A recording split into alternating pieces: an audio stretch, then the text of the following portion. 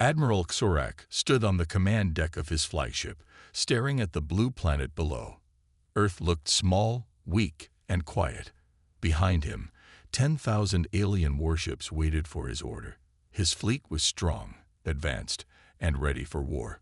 The Empire had sent him here to crush the humans. It was supposed to be easy. They had more ships, more weapons, more power. The humans had only a few outdated defense ships in orbit. The numbers said this would be over in minutes. Xorak believed it too, until strange things started to happen. Without warning, one of their cruisers disappeared from the radar. Then another.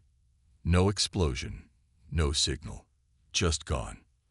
The crew checked the systems, but there was no answer. Everyone in the room felt the tension. Something was wrong, but no one knew what. The humans had not fired a single shot, yet ships were vanishing. Then a voice came over the speaker. Calm. Human. This is Admiral Hale of Earth. You were warned. This is our home. We don't run. We fight. Suddenly, the stars lit up with movement.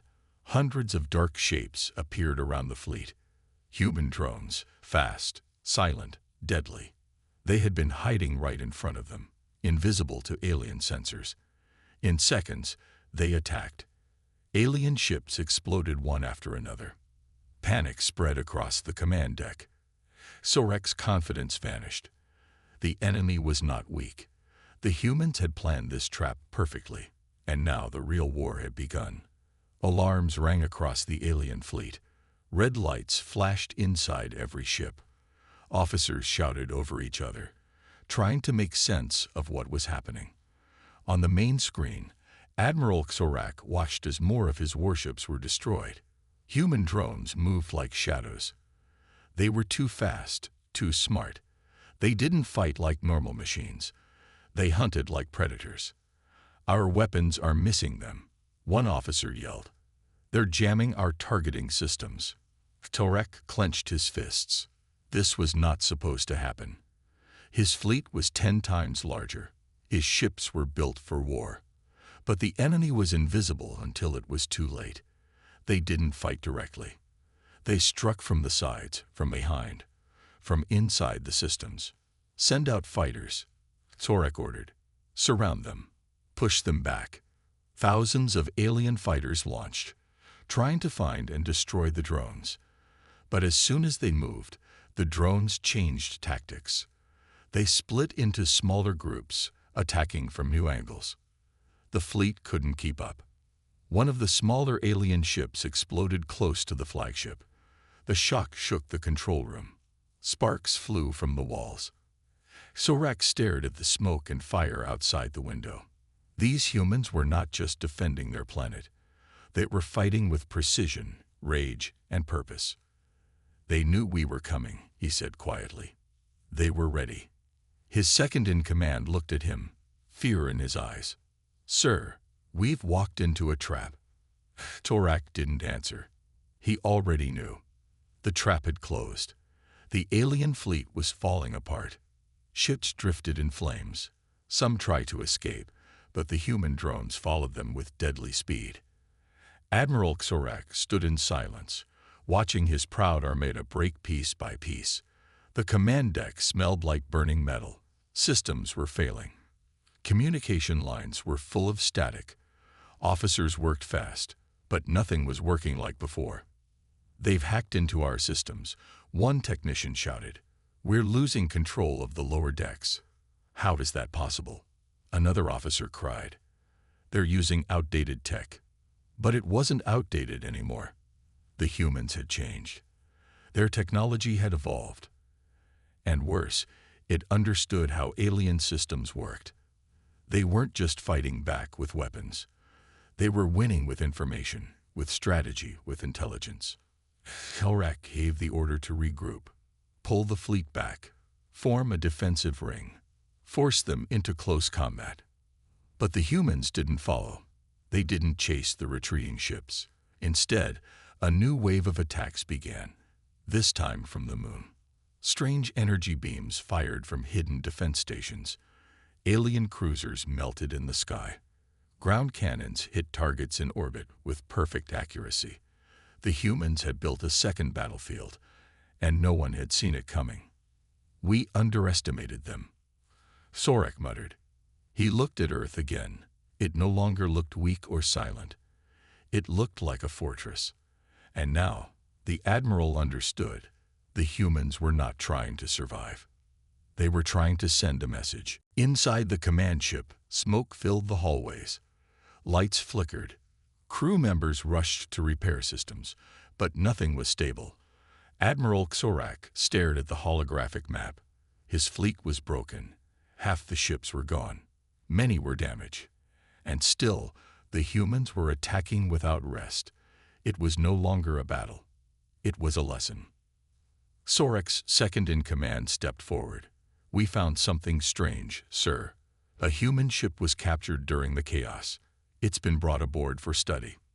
Sorak followed the team to the hangar. The ship was small and old, at least 20 years out of date. But inside, they found something terrifying. Human systems had been rebuilt with alien parts, parts from their own empire. This tech, it's ours, an officer whispered. How did they get it? No one had an answer. But Sorak knew what it meant. Someone from their own kind had been helping the humans, giving them secrets, tools, knowledge. There was a traitor in the Empire, maybe even high command. One of the engineers stepped back from the human ship. Sir, there's more. The AI inside this ship, it's alive. It speaks our language. It learned it perfectly. Sorak looked at the screen. A digital face appeared. Calm. Cold. It stared directly at him. We learned everything you know, it said. We studied you, and now we will break you. For the first time, Sorak realized the war was never about Earth. It was about revenge. Slow, smart, and unstoppable. The command ship shook violently. Alarms screamed across every deck. Human Marines had boarded the ship. No one knew how they got past the shields, but they were already inside, fast, organized, and deadly. Admiral Sorak could hear the sound of weapons in the halls. Short bursts, then silence. His elite guards were falling one by one. They're in the engine bay, shouted a security officer, and heading this way. Sorak grabbed a weapon from the wall. He was not a soldier, but he had trained. If this was his last day, he would face it with honor. The command doors burst open. Smoke poured in. 3 human soldiers entered, armor dark and glowing with blue lights. The aliens fired first, but the humans moved too fast. One rolled forward, firing 2 shots that hit the guards. Another threw a small device. It exploded with a flash, and all systems in the room went dark. No shields, no lights, no comms. Sorak stood alone. The lead human stepped forward. He removed his helmet. It was Admiral Hale, the same voice that had warned them before the attack. You should have listened, Hale said. Sorak attacked, swinging his blade, but Hale dodged easily. In 2 moves, he knocked Sorak to the ground. The alien admiral tried to stand, but pain held him down. Hale looked at him without anger, only cold focus. You came to conquer, he said, but we came to end the game. Then everything went black. Admiral Sorak woke up in silence. The lights above him were soft and white. He was inside a strange room, clean, cold, and quiet. There were no guards, no chains, just a clear wall in front of him. On the other side stood something that looked human, but wasn't. It was an AI, shaped like a person, but too perfect. No emotion in its face, just calm eyes watching him. You survived, it said. Sorak sat up slowly. His body ached. He remembered the human boarding team, the fight, the defeat, and Admiral Hale's cold eyes. Where am I? Sorak asked. In a secure facility under the Pacific Ocean. The AI replied. You are not a prisoner. You are a witness. A witness to what?